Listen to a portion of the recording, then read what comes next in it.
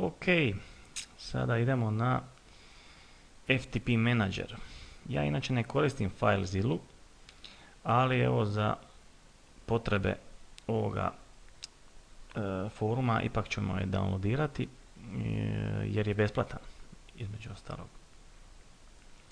Znači idemo opet od foruma, desni klik, open in new tab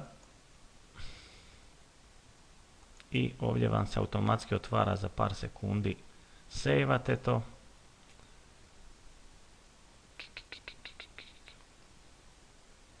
Ok, kad je sejvano, treba samo otvoriti ovaj file, opet desnim mišom, open i run.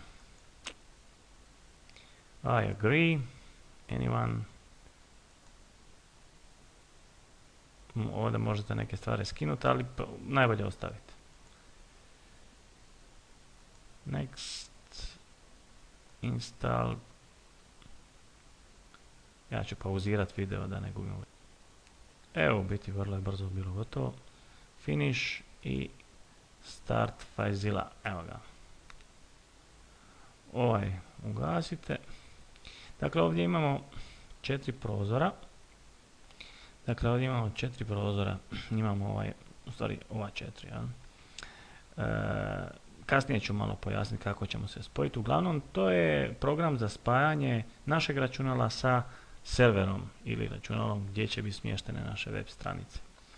Tu ćemo upisati neke podatke, ali to ćemo odraditi u sljedećem videu.